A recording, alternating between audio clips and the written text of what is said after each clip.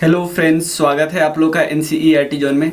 NCERT का जो course हमारा चल रहा है तो उसमें से कुछ वीडियो हम आप लोग के लिए पब्लिक कर रहे हैं ताकि आप लोग इसमें फीडबैक दे सके, ताकि मैं कुछ और बदलाव कर सकूं। और ये मैं कोशिश कर रहा हूं कि हिंदी और इंग्लिश मीडियम को साथ साथ फ़ायदा पहुंचे, एकदम बिल्कुल फ़ायदा पहुंचे, दोनों का एकदम साथ साथ। इसलिए मैं काफ़ी चीज़, इवन अधिकतर चीज़ मैं हिंदी में साथ साथ लिख के बताऊँगा, इंग्लिश के साथ साथ, ताकि 1% भी दोनों को ना लगे कि यार ये मेरे लिए है, ये मेरे लिए नहीं है। तो मैं कोशिश कर रहा हूँ। और तो ये पहला चैप्टर हम पहले जो साइंस का पोर्शन कर रहे हैं, साइंस का पोर्शन में हम कौन कौन कर रहे हैं। साइंस का हम 9th और 10th, क्योंकि सबसे ज़्यादा इंपॉर्टेंट होता है। 11th और 12th का पूरा पूरा बुक हमें नहीं करना है, ठीक है। 11th का कुछ चैप्टर करना है, 12th का कुछ चैप्टर करना है, लेकिन 9th और 10th हमें पूरा पूरा करना है। तो पहले हम उसको कवर कर ले रहे हैं। तो 10th का ये ऑलरेडी हम कई चैप्टर करा चुके हैं। ये पहला चैप्टर हम लोग पब्लिक कर रहे हैं। ऑलरेडी कई चैप्टर हम लोग करा चुके हैं। इवन जो आइज वाला चैप्टर है वो हम करवा चुके हैं, रिप्रोडक्शन वाला चैप्टर हम लोग करवा चुके हैं। तो ये हम डिस्कस कर रहे हैं केमिकल रिएक्शन एंड इक्वेशन, यानी रासायनिक अभिक्रियाएं और उसके समीकरण जो होते हैं। क्योंकि रासायनिक जब भी अभिक्रिया होगी उसका कुछ ना कुछ समीकरण बनाएंगे ना, क्योंकि हम रसायन को ऐसे थोड़ी पेज पे थोड़ी दिखा सकते हैं। प्रैक्टिकल तो करते ही हैं, लेकिन थ्योरी करने के लिए हमें समीकरण के फॉर्म में दिखाना होता है ना, वो हम करेंगे। तो अगर आपको ये कोर्स ज्वाइन करना हो तो आप बस इस नंबर पे मैसेज करना 9582062485। इसमें मैं बता दूं, आर्ट्स पोर्शन तो सारा है, हिस्ट्री, ज्योग्राफी, सिविक्स, ये तो सारा है। साइंस भी 9th 10th का पूरा है। 11th 12th का जो लास्ट 4 चैप्टर है बायोलॉजी का वो भी है। 12th का फिजिक्स का कुछ चैप्टर है, केमिस्ट्री का कुछ चैप्टर है जो ज़्यादा इंपॉर्टेंट है। 11th का भी कुछ चैप्टर है। मतलब वो मुश्किल से मिला लो 10 से 15 चैप्टर टोटल 11th और 12th मिला के है। और 9 10 तो पूरा पूरा अच्छे से हमें डिस्कस करना है। अब देखना एक एक चैप्टर से कैसे क्वेश्चन बनते हैं वो, और जो गवर्नमेंट एग्जाम में कैसे कैसे क्वेश्चन आते हैं वो आपको इससे फ़ायदा मिलेगा। और जो 9 10th वाले हो तो पूरा पूरा ले सकते हैं। 11 12th वाले का बाकी हम अभी तो हम शुरू नहीं, अभी हम एकदम कंफर्म नहीं बना सके कि आपका पूरा पूरा हम दे देंगे, लेकिन जैसे ही कुछ और टीम बिल्ड होती है तो हम आपको बता देंगे कि 11th और 12th का भी पूरा। बाकी तो हम अच्छे से पूरा कवर कर रहे हैं ताकि जो 9 10th के स्टूडेंट हैं उनको भी फ़ायदा हो, जो गवर्नमेंट जॉब के हैं उनको तो फ़ायदा हो ही हो। तो चलिए शुरू करते हैं। केमिकल रिएक्शन एंड इक्वेशन, यानी रासायनिक अभिक्रियाएं और समीकरण। इसमें पहले कुछ एग्जाम्पल दिया है कि हमें बदलाव कैसे लगता है। जैसे हम अगर milk is left at room temperature during summer, अगर गर्मी के दिनों में दूध को हम जो कमरा का जो ताप होता है ना उस पर छोड़ देंगे तो क्या होगा। उसके अलावा जो आयरन का तावा होता है, जो हम एक जिस पे रोटी नहीं पकाते हैं, लोहे का वो तावा होता है, या तो पैन या नेल, इस सब को छोड़ दे ह्यूमिड एटमॉस्फेयर में। ह्यूमिड मतलब क्या, खुला छोड़ दे आर्द्र वायुमंडल में। आर्द्र वायुमंडल में तो क्या होगा, मतलब आर्द्र मतलब जहाँ थोड़ा भीगा भीगा रहता है। तो आपको यहाँ पे दिखेगा जैसे ओस के महीनों में रखते हैं तो आपको यहाँ पे थोड़ा सा यहाँ पे पानी के बूंदे बूंदे जमने लगेगी। उसके बाद और इवन एक ख़राब हो जाएगा समय के साथ, कुछ समय बाद ख़राब भी हो जाएगा, क्योंकि लोहा क्या होता है, लोहा रिएक्ट कर जाएगा आयरन ऑक्सीजन से, ठीक है। और इससे अभी बीपीएससी में क्वेश्चन पूछा था कि लोहा अगर आयरन की अगर डस्टिंग होती है, रस्टिंग मतलब उस पर जंग लगता है, तो पहले आयरन का वेट पहले इंक्रीज होता है फिर बाद में डिक्रीज हो जाता है, क्योंकि आयरन अब जंग लगने के बाद एकदम छोटा सा पतला हो गया तो वेट कमेगा नहीं। तो ये क्वेश्चन पूछा हुआ था, तो ये सब हम देखो अच्छे से कवर कर लेंगे। उसके बाद ग्रेप्स गेट फर्मेंटेड। फर्मेंटेड का मतलब होता है किण्वन। किण्वन, अब ग्रेप्स मतलब अंगूर का किण्वन क्यों करते हैं, क्योंकि अंगूर से हमें अल्कोहल बनाना है। अंगूर से अल्कोहल बनता है तो क्या होता है, शुगर जो अंगूर में होता है उसमें उसको इथेनॉल में कन्वर्ट कराते हैं, प्लस कार्बन डाइऑक्साइड बनता है। और ये किसके प्रेजेंस में करते हैं, ईस्ट के प्रेजेंस में करते हैं, विषाणु के प्रेजेंस में करते हैं, मतलब सॉरी ईस्ट के प्रेजेंस में करते हैं। ये ध्यान रखिए। अंगूर को अल्कोहल में बनाना होता है तो उसको बोलते हैं किण्वन या फर्मेंटेशन। अगर आप खाना बनाते हैं तो भी केमिकल चेंज होता है। फूड हमारे बॉडी में, मतलब हमारा शरीर जो भोजन को पचा लेता है ना, डाइजेस्ट हो जाता है, वो भी एक टाइप का केमिकल रिएक्शन ही होता है। हम लोग सांस लेते हैं, वो भी एक टाइप का केमिकल रिएक्शन रहता है। हम लोग जो सांस लेते हो तो सिर्फ ऑक्सीजन नहीं लेते हैं, हम सारा हवा लेते हैं, ऑक्सीजन का जितना एनवायरनमेंट में होगा ऑक्सीजन लेते हैं, लेकिन हम जब छोड़ने वक्त है ना, ऑक्सीजन का परसेंटेज डिक्रीज हो जाता है और कार्बन डाइऑक्साइड का परसेंटेज इंक्रीज हो जाता है। जैसे हम एग्जांपल लेते हैं, हम सांस लेते तो 78% हम नाइट्रोजन लेते होंगे, लेकिन हम ऑक्सीजन कितना 21% के आसपास लेते हैं, लेकिन छोड़ते वक्त, अब लेते वक्त हम कार्बन डाइऑक्साइड कितना लेते हैं, लगभग 0%, 0.04 के आसपास होता है, तो बहुत कम। लेकिन जब छोड़ने वक्त होता है ना, तो हम ऑक्सीजन छोड़ते हैं 17%, और ये ऑक्सीजन जो 4% यहाँ गया वो 4% कार्बन डाइऑक्साइड बन जाता है। तो इसीलिए हम बोलते हैं कि हम ऑक्सीजन लेते हैं, कार्बन डाइऑक्साइड छोड़ते हैं। बाकी जो जैसे रह रहे थे वैसे छोड़ रहे थे, लेकिन इसका मात्रा क्या हुआ, घट गया, और किस में बदल गया, कार्बन डाइऑक्साइड में। ठीक है, तो ये हमने, अब हम एक एक्टिविटी देखते हैं। इस एक्टिविटी को हमें ऐसा नहीं कि आप बोलोगे भैया मैं तो गवर्नमेंट जॉब की तैयारी करता हूँ, मुझे एक्टिविटी नहीं। इस एक्टिविटी में काफ़ी कुछ आपको पता चल रहा है कि जो एक मैग्नीशियम रिबन है ये वाला, ठीक है ना, और मैग्नीशियम रिबन है ये वाला। उसके बाद यहाँ पे वॉच ग्लास एक मतलब एक लकड़ी एक वो रखा हुआ है कि बर्तन टाइप का, बर्तन किस चीज़ का, ग्लास का रखा हुआ।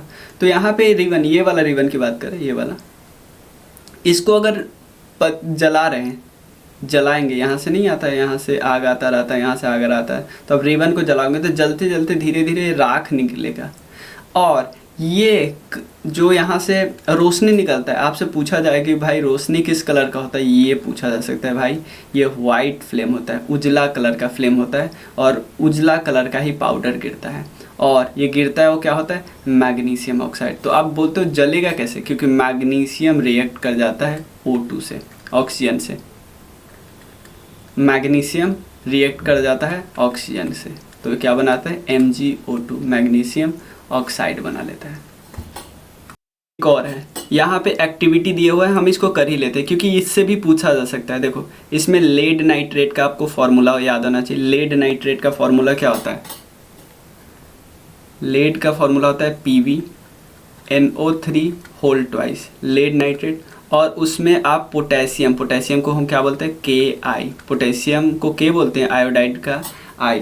तो इन दोनों को मिलाते हैं तो बनता क्या है, बनता है एक, तो बनता है बहुत इम्पॉर्टेंट, लेड आयोडाइड बनता है। लेड के ये नाइट्रेट को छोड़ देता है, आयोडीन के साथ रिएक्ट कर लेता है, और ये पोटेशियम किसके साथ, इस नाइट्रोट के साथ रिएक्ट कर लेता है। तो पता है क्या बनाता है, ये बनाता है लेड आयोडाइड। और लेड आयोडाइड किस कलर का होता है, येलो कलर का होता है। प्लीज़ ये इन्फॉर्मेशन ज़्यादा इंपॉर्टेंट है गवर्नमेंट एग्जाम के। लेड आयोडाइड किस कलर का होता है, येलो कलर का होता है, और एक सॉलिड होता है, यानी एक ठोस होता है। यहाँ पे नहीं दिया हुआ है, फिर भी मैं बताते रहा हूँ। और जो ये रिएक्शन होता है, ये होता है डबल डिस्प्लेसमेंट रिएक्शन, क्योंकि ये इसके साथ रिएक्ट किया गया, ये इसके साथ रिएक्ट किया गया, अपना छोड़ के दूसरे के साथ रिएक्ट करना, ये हम देखेंगे अभी अब क्या होता है। एक और रिएक्शन यहाँ पे है, जिंक को यहाँ पे आप क्या किए, एक जिंक ले लिए, और यहाँ पे जिंक रखा हुआ है ना, उसमें आप डाइल्यूट सल्फ्यूरिक एसिड डालें, जिंक डाल दिए, और फिर उसमें सल्फ्यूरिक एसिड यानी सल्फ्यूरिक अम्ल जिसको हम बोलते हैं, सल्फ्यूरिक अम्ल डाल दिए, और उसके बाद हम इसको टच करते हैं। तो क्या इसके टच करने से इसका टेम्परेचर कुछ बढ़ा या घटा, इसके बारे में हम डिस्कस करेंगे आगे। अब देखो केमिकल रिएक्शन में होता क्या क्या है, स्टेट चेंज होती है, कलर चेंज होता है, गैस का इवोल्यूशन होता है, इवन टेम्परेचर चेंज होता है। तो केमिकल रिएक्शन में ये सब होता है। इसका रिएक्शन भी मैं बता दे रहा हूँ क्योंकि ये आगे हमें डिस्कस करना है। जैसे Zn जिंक प्लस हाइड्रो जो सल्फ्यूरिक अम्ल होते हैं H2SO4, ये क्या बनाता है, zinc sulphate ZnSO4 plus hydrogen निकलता है। तो हाइड्रोजन जो गैस निकलेगा ना, यहाँ से बाहर निकलेगा, वहाँ पे कुछ आप जला हुआ कुछ ले लो, जैसे मोमबत्ती जला दो, तो उससे ऐसे थोड़ा आग टाइप निकलेगा, पॉपअप साउंड निकलेगा। तो पॉपअप साउंड किसके कारण होता है, हाइड्रोजन के कारण होता है। ठीक है, तो ये भी एक एग्जाम्पल है केमिकल चेंज का। तो इतना हमने एग्जाम्पल डिस्कस किया ना केमिकल चेंज का। अब हम मेन टॉपिक पे आते हैं कि केमिकल इक्वेशन क्या होता है। केमिकल इक्वेशन यानी केमिकल इक्वेशन को हिंदी में क्या बोलते हैं, रासायनिक समीकरण क्या होता है। क्या लिखोगे, रासायनिक समीकरण। ठीक है, पूरा पूरा हमको नहीं डिस्कस करना है, मैं आपको बताऊंगा उतना ही आप थोड़ा सा ध्यान रखना। इसका एग्जांपल हम देखते हैं ना, मैग्नीशियम वाला और ऑक्सीजन वाला, और ये मैग्नीशियम ऑक्साइड बना था, रिवन वाला हमने देखा था। ये होता क्या, जो पहले रिएक्शन से पहले जो होता है उसको रिएक्टेंट या हम इसको बोलते हैं अभिकारक, और ये तो हिंदी वर्ड ही है, मैग्नीशियम ऑक्सीजन ये ही दोनों है। और प्रोडक्ट मतलब जो बाद में बनता है इसको बोलते हैं उत्पाद, इसको बोलते हैं मैग्नीशियम ऑक्साइड। इसको बस लिख लो, magnesium plus oxygen Mg plus O2, MgO2। ठीक है, और यहाँ पे प्लस साइन लिखते हैं, इससे तो कोई दिक्कत नहीं। जब प्रोडक्ट के लिए हम ये वाला साइन यूज करते हैं, जिसको ऐड करते हैं हम प्लस वाला साइन लिखते हैं। तो सारा जो अभिकारक होगा ना उसको हम प्लस साइन लिखेंगे, बीच में प्लस, और जो प्रोडक्ट होगा ना उसके बीच में हम तीर का निशान देंगे। और इससे डायरेक्शन पता चलता है कि रिएक्शन किधर से किधर हो रहा है, क्या इससे ये बन रहा है या इससे ये बन रहा है। तो जो एरो है बहुत ज़्यादा इंपॉर्टेंट है, तीर बहुत ज़्यादा इंपॉर्टेंट है। अब केमिकल इक्वेशन लिखने का तरीका कैसे होता है, देखो अब हम हर जगह ये तो लिख नहीं सकते मैग्नीशियम ये पूरा पूरा वर्ड, तो हम इसको शॉर्ट में लिखते हैं। तो जो केमिकल का नाम होता है वो लिखते हैं, Mg लिखे प्लस O2 लिखे, फिर MgO हो गया। ठीक, Mg प्लस O2 फिर MgO हो गया। बस इतना ही ध्यान रखना है, क्योंकि हम केमिकल का नाम बार बार नहीं लिख सकते, इसलिए उसका सिंबल लिखते हैं। अब हमें क्या करना है, बैलेंस करना है। बैलेंस का मतलब क्या है, केमिकल हमने तो फॉर्मूला लिख लिया, बैलेंस करने का मतलब क्या है, इसको संतुलन करना। यानी केमिकल इक्वेशन का हमें पता है, रासायनिक समीकरण,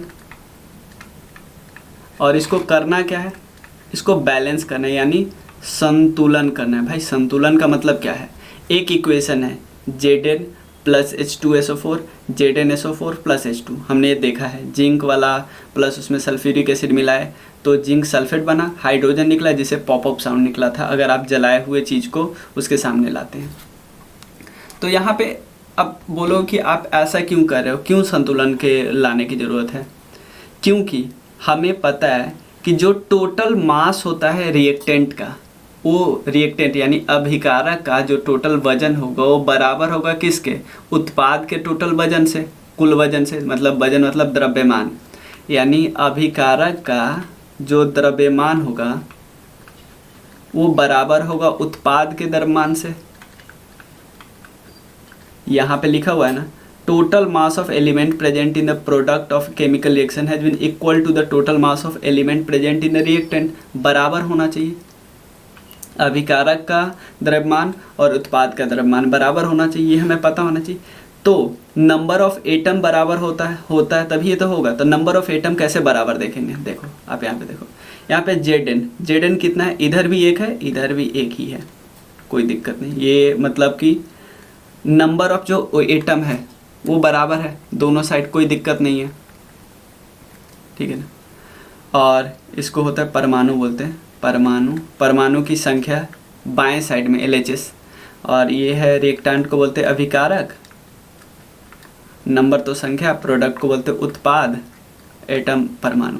तो हाइड्रोजन इधर भी 2 है, यहाँ देखो 2 है ना, इधर भी 2 है, कोई दिक्कत नहीं। सल्फर भी इधर भी 1 है और इधर भी 1 है, कोई दिक्कत नहीं। ऑक्सीजन भी इधर कितना है, 4 है, 4 इधर भी 4 है, ठीक है। तो ये बैलेंस है, यानी ये क्या है, बिल्कुल संतुलित है। तो अब एक क्वेश्चन हम डिस्कस कर लेते हैं जिसमें असंतुलित है, उसको संतुलित करते हैं। यहाँ पे हम देख लेते हैं, यहाँ पे एक क्वेश्चन है Fe के इधर कितने, 1 है इधर 3 है, इधर 1 है और इधर 3 है, ठीक है ना, किसके, Fe के। उसके बाद हाइड्रोजन के इधर 2 है इधर 2 है, तो हाइड्रोजन का कोई ज़रूरत नहीं है ऑलरेडी। ऑक्सीजन का इधर 1 है इधर 4 है, ठीक है। तो हम सबसे पहले किसको करने का कोशिश करेंगे। अगर आप कहीं से किसी को स्टार्ट करो किसी को एंड करो कोई दिक्कत नहीं, लेकिन एक आसान तरीका मैं बताऊंगा जिससे, जो NCERT में भी दिया है, कि आप देखो यहाँ पे देखना कौन सा सबसे ज़्यादा एटम है, कौन सबसे ज़्यादा है, चाहे वो रिएक्टेंट यानी अभिकारक में हो या उत्पाद में हो, सबसे ज़्यादा कौन है। सबसे ज़्यादा देखो Fe तो 3 ही है, H2 2 ही है, ऑक्सीजन सबसे ज़्यादा है, तो ऑक्सीजन इधर है 4 और इधर कितना है 1। तो हम कुछ ऐसा करते हैं कि इधर भी 4 आ जाए, तो हम अगर यहाँ पे 4 से गुना कर देंगे, यहाँ पे 4 से गुना कर देंगे तो ये भी 4 हो जाएगा ना, इधर 4 इधर 4, कोई दिक्कत नहीं। अब तुम बोलोगे कि इधर आप 4 से भाग दे दो ना, वो भी सही है, लेकिन वो बहुत कॉम्प्लिकेटेड हो जाएगा, आपको बट्टा करके नहीं करना है, ठीक है। तो यहाँ हम 4 से गुना कर लिए, तो इसको बैलेंस करने के लिए इसको हम 4 से गुना कर दिए, ठीक है ना, क्योंकि ठीक है। तो हम यहाँ 4 से गुना किए, यहाँ 4, अब मिलाओ 4 ऑक्सीजन 4 ऑक्सीजन, ठीक है। अभी भी फेरस क्या है, अब इसके बाद कौन आता है नंबर, फेरस, क्योंकि 3 ही है, तो इसको हम बैलेंस कैसे करेंगे, यहाँ पे हम 3 से गुना कर देंगे, तो देखो ना 3Fe और 3Fe हो गया। ऑक्सीजन बैलेंस हो गया 4 4, और कौन ना बैलेंस है, यहाँ पे हाइड्रोजन कितना है, 4 दूना 8 है, 2 चौका 8 है ना, ये गुना होता है ऐसे, यहाँ पे 2 है तो यहाँ पे 4 से गुना कर दो, हो गया 4 दूना 8। तो पूरा जो फाइनल बनेगा वो कैसा बनेगा, मैं दिखाता हूँ, Fe plus 4H2O plus Fe3O4 plus 4H2, यानी सबसे पहले हम सबसे ज़्यादा वाले को चुने। सबसे ज़्यादा वाला कौन था, यानी हमने ऑक्सीजन को उठाया, फिर फेरस को उठाया, फिर हमने हाइड्रोजन को उठा दिया, हो गया, कोई दिक्कत नहीं है। ये हमारा संतुलन का तरीका होता है। चलिए, हमें जो केमिकल किस स्टेट में, भौतिक स्टेट क्या है, भौतिक रूप से कैसा दिख रहा है, उसका भी सिंबल लिखना होगा, उसका भी संकेत हमें लिखना होगा। कैसे संकेत लिखते हैं, जैसे फेरस, ये क्या है, सॉलिड है, तो हम कॉमा करके सॉलिड लिख दिए। ये क्या है, ये गैस है, तो आप बोलोगे वाटर और गैस, भाई ये स्टीम फॉर्म में है, यहाँ पे लिखा हुआ है। H2O स्टीम मतलब वाष्प है, वाष्प होगा तो गैस ही होगा ना। फिर ये क्या है, Fe3O4, ये फिर से सॉलिड है, और हाइड्रोजन क्या है, ये गैस है, ठीक है ना। और उसके अलावा यहाँ पे ये भी लिखते हैं कि कितना प्रेशर दिया, टेम्परेचर सनलाइट के प्रेजेंस में कर रहे हैं, क्लोरोफिल के कहाँ पे कर रहे हैं, ये सब कुछ लिखना पड़ेगा। जैसे ये पेड़ में होता है ना, CO2 लेते हैं, वाटर लेते हैं, और सनलाइट के प्रेजेंस में हम करते हैं तो क्या बनता है, ग्लूकोज बनता है, प्लस ऑक्सीजन रिलीज होता है, प्लस वाटर रिलीज होता है। तो ये सब हम करते हैं। तो हमें क्या लिखना है, कितना दाब है, कितना, इसलिए ना प्रेशर लिखते हैं कि कितना दाब है, वो सब कुछ लिखना पड़ेगा। नेक्स्ट टॉपिक है कि टाइप्स ऑफ केमिकल रिएक्शन के क्या क्या टाइप होते हैं।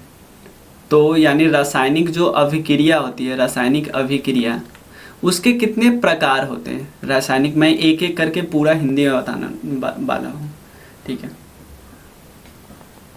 सबसे पहले एक चीज़ मैं आपको शुरू में बता दूँ, ये पिछले क्लास में भी हमने पढ़ा होगा कि जो परमाणु होते हैं ना, कोई भी परमाणु, वो कन्वर्ट नहीं होते दूसरे में। जैसे ऐसा नहीं कि हाइड्रोजन का कन्वर्ट हो गया ऑक्सीजन में, बदलता नहीं है। ये कुछ ना कुछ ऐड होने से ये कुछ ना कुछ और बनता है, मिक्स करता है, लेकिन कुछ बदलता नहीं है। या ऐसा नहीं कि कोई मिक्स होकर डिसअपियर हो गया, बिल्कुल नहीं, उसका जो मात्रा है वो रहेगा ही रहेगा। तो हम रिएक्शन के टाइप डिस्कस कर रहे थे। पहला है कॉम्बिनेशन रिएक्शन, यानी इसको बोलते हैं हम संयोजन अभिक्रिया, संयोजन अभिक्रिया बोलते हैं। इसमें क्या हुआ, मिला है, मिलना, ठीक है ना। जैसे ये अभी क्वेश्चन आया है BPSC में, क्या पूछा था, क्विकलाइम का फॉर्मूला पूछा था। क्विकलाइम क्या होता है, कैल्शियम ऑक्साइड होता है, ये हम सबको पता है। और इसको हम क्विकलाइम को हिंदी में बोलते हैं बिना बुझा हुआ चूना,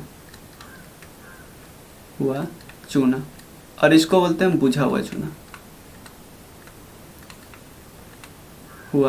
चूना। तो क्विकलाइम में अगर हम मिलाएंगे पानी लिक्विड के फॉर्म में, तो बुझा हुआ चूना बनेगा, और कुछ एनर्जी यानी हीट यानी कुछ उष्मा उससे बाहर निकलेगा। तो यही लिखा हुआ है कि calcium oxide react vigorously with water to produce slaked lime, और इससे बहुत ज़्यादा ऊर्जा क्या होता है, उष्मा निकलती है। तो इस बात में हमें पता चल गया। तो इस अभिक्रिया में हुआ क्या है, इस अभिक्रिया में जो अभिकारक थे, 2 अभिकारक, कौन कौन, क्विकलाइम यानी बिना बुझा हुआ चूना, और पानी, ये दोनों मिलके बुझा हुआ चूना बनाया है। यानी ये पार्ट और ये पार्ट, ये दोनों है अभिकारक यानी रिएक्टेंट प्रोडक्ट क्या बना है, कैल्शियम ऑक्साइड बना है। तो दोनों के जुड़ने से बना है, इसको बोलते हैं संयोजन यानी कॉम्बिनेशन। कॉम्बिनेशन नाम आसान है। चलिए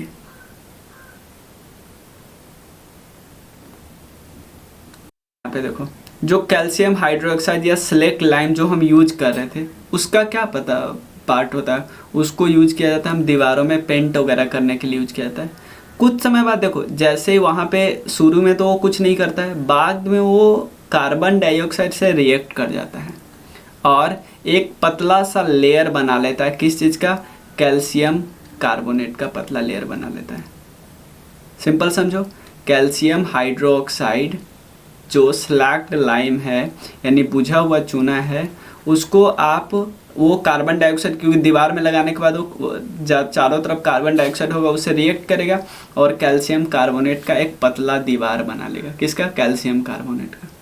तो इस समय हम समझ सकते हैं। इवन एक और कुछ और एग्जांपल है संयोजन रिएक्शन यानी कॉम्बिनेशन रिएक्शन के। कोयला को हम अगर जलाते हैं, कोयला को अगर दहन करते हैं तो कार्बन जो कि सॉलिड है ऑक्सीजन के साथ जलता है तो क्या बनता है, कार्बन डाइऑक्साइड गैस जो कि रिलीज होता है बाहर। उसके बाद हाइड्रोजन और ऑक्सीजन ये दोनों मिलता है तो क्या बनाता है, पानी बनाता है यानी वाटर बनाता है, H2+O। तो संयोजन रिएक्शन हमने देख लिया। और बताते हैं कि जो रिएक्शन यानी जो समीकरण, जो अभिक्रिया होती है रासायनिक अभिक्रिया, अगर उसमें से दो रिएक्टेंट यानी दो अभिकारक मिलके या कोई भी अभिकारक मिलके एक तो बना लेता है उत्पाद, उत्पाद के अलावे अगर उष्मा निकलती है ना, जैसे हमने देखा ऊपर उष्मा निकलती है, तो जिसमें उष्मा निकलती है उसको हम बोलते हैं कौन सा रिएक्शन, एक्जोथर्मिक रिएक्शन। एक्जोथर्मिक का हिंदी क्या होता है, उष्मा छेपी रासायनिक अभिक्रिया। उष्मा छेपी रासायनिक अभिक्रिया, क्लियर, उष्मा छेपी रासायनिक अभिक्रिया। उष्मा छेपी रासायनिक यानी एक्जोथर्मिक रिएक्शन के उदाहरण हैं जैसे मीथेन यानी CH4 यानी बर्निंग ऑफ नेचुरल गैस यानी प्राकृतिक गैस का आप दहन करते हो, यानी मीथेन एक प्राकृतिक गैस है, तो उसको ऑक्सीजन के साथ जलाते हो तो कार्बन डाइऑक्साइड रिलीज होता है और वाटर बनता है। तो ये भी एक टाइप का एक्जोथर्मिक रिएक्शन है, उष्मा निकलता है। आपसे एक और क्वेश्चन पूछा है कि क्या हम लोग रेस्पिरेशन करते हैं यानी जो सांस वगैरह लेते हैं, श्वसन करते हैं, वो भी एक एक्जोथर्मिक रिएक्शन है। हाँ, वो भी एक एक्जोथर्मिक रिएक्शन है, क्योंकि मान लो जो भी हम खाना खाते हैं, खाना को डाइजेस्ट करने के लिए ऑक्सीजन आता है बाहर से, सांस लेते हैं, और ये ऑक्सीजन, क्योंकि खाना जो खाते हैं उसमें ग्लूकोज होता है, ग्लूकोज का फॉर्मूला क्या है, C6H12O6। ग्लूकोज में क्या क्या होता है, कार्बन हाइड्रोजन और ऑक्सीजन होता है, 6 बार और 6 होता है। इसके साथ रिएक्ट करके क्या बनाता है, कार्बन डाइऑक्साइड बनाता है, फिर वाटर बनाता है और एनर्जी बनाता है। इस प्रक्रिया को हम क्या बोलते हैं, रेस्पिरेशन या श्वसन बोलते हैं। तो ये भी एक एक्जोथर्मिक यानी उष्माक्षेपी रिएक्शन है, ठीक है ना। उसके अलावा वेजिटेबल जो मैटर होता है ना, जैसे साग सब्जी का डिकम्पोजिशन यानी जो विघटन होता है, जिससे क्या बनता है, कंपोस्ट बनता है। कंपोस्ट भी एक एग्जाम्पल है एक्जोथर्मिक रिएक्शन का यानी उष्माक्षेपी रिएक्शन का उदाहरण। तो ये सारा उदाहरण देख लिए। नेक्स्ट वीडियो में हम आगे डिस्कस करेंगे, डिकम्पोजिशन से डिस्कस करेंगे, क्योंकि काफ़ी लंबी वीडियो हो जाएगी नहीं तो। और आप मुझे इस वीडियो पे फीडबैक चाहिए कि कैसा लगा आप लोग को, और जो बाकी मैं वीडियो बनाने वाला हूँ उस पर आप लोग के फीडबैक को ज़रूर इंक्लूड किया जाएगा, जो भी आप बताओगे, ठीक है। चलिए मिलते हैं फिर नेक्स्ट वीडियो में। Thank you so much.